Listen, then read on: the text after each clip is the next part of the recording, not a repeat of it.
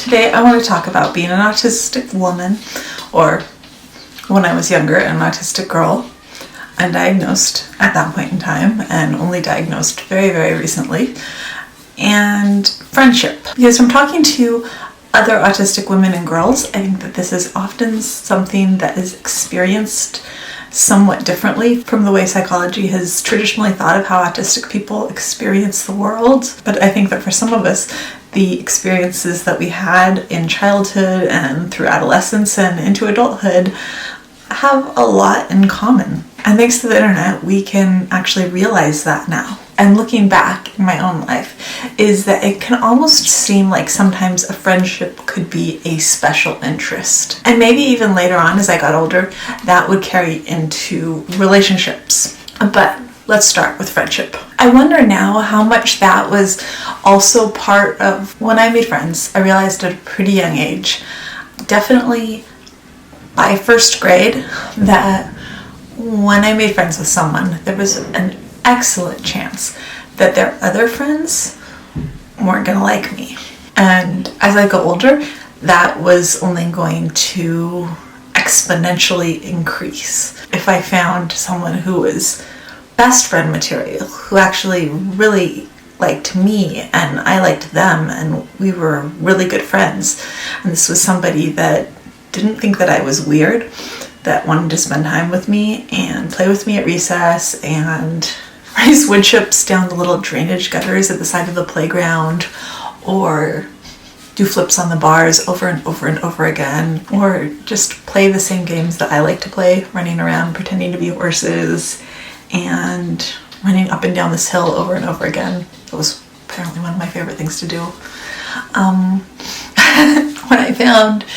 When I found good friends at a young age, I think I tended to be increasingly clingy, probably with each passing year, because I realized that their other friends were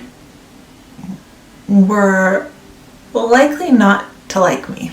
And that some people are strong enough to be okay with a friend not liking another friend, but the other people are totally willing to give you the boot over that, especially if you start being clingy, even as an 8 or 9 or 10-year-old. And in a way, friendships were also very, very helpful to masking, because I know that as I made friends, I would instantly take on an interest in the music that they were interested in, because the music that I liked and had grown up liking, country music, definitely did not make me cool at all.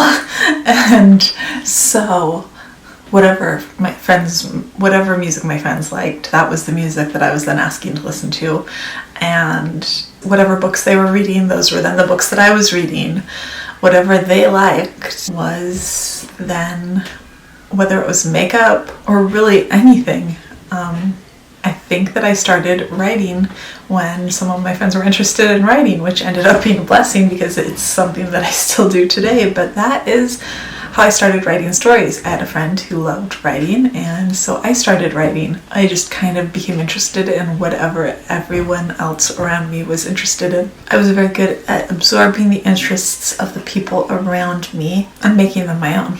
As I got older, it got trickier, as friendships do. As getting older does, as just the ages of middle school are harder. I remember thinking at the time that middle school was just the hardest, and we were so lucky to have a teacher that let us just eat lunch in her room, me and 2 other friends, and hang out in there. And I had 2 really good friends that the 3 of us were a good little group. I wondered if one of my other friends was on the spectrum also, at least one of those other friends.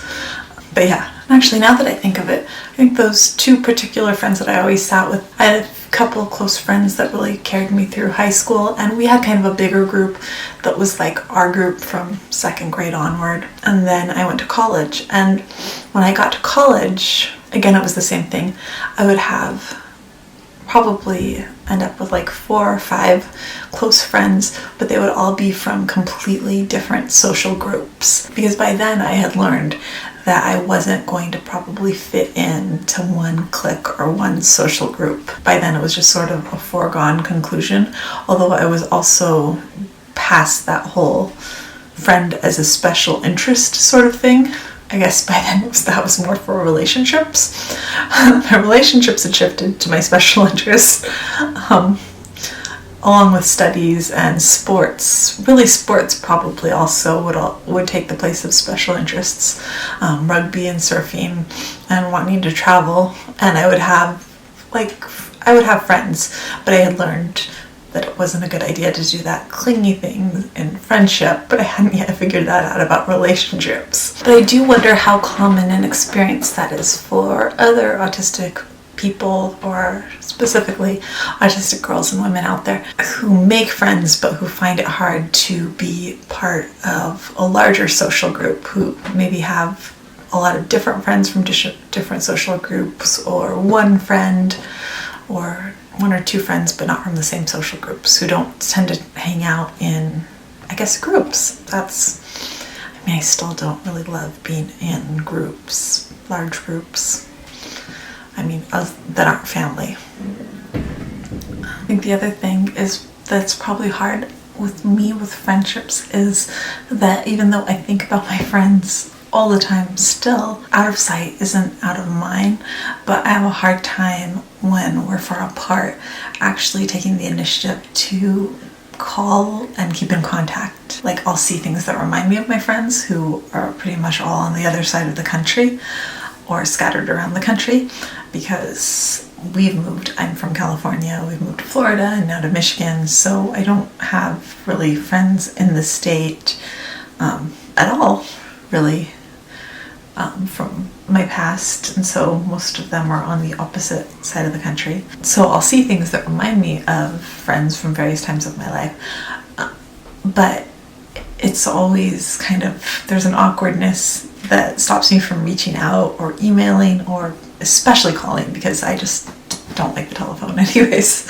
Because even though I still feel like we're friends and I still think about them, there's just that, I don't know if it's like an executive function initiative thing, or if it's just a social awkwardness thing that keeps me from actually reaching out to people very often, and and actually talking to people. It's probably more of that social anxiety piece, even with friends, because once I'm talking to someone, it's totally fine. But I still just don't like actually talking on the phone or even messaging all that much with most people.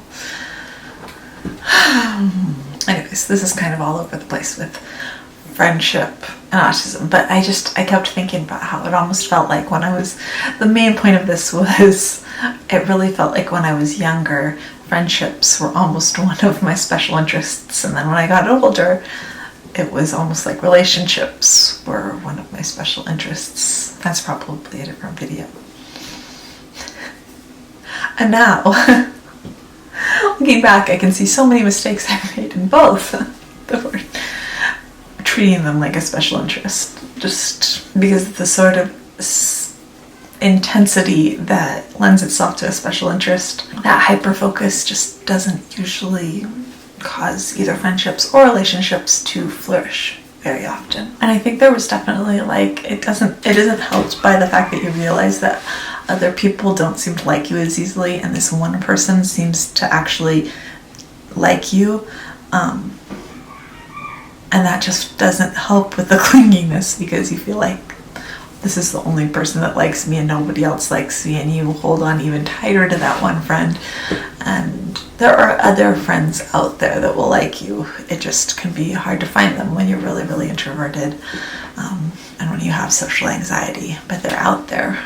Your people are out there. It can just be tough to find them. This whole social anxiety thing definitely isn't easy. Anyways, that is it for today. If you like this video, I'd love it if you'd give it a thumbs up, and if you're interested in all things autism, I'd love it if you'd hit subscribe, and I'll see you tomorrow. Bye.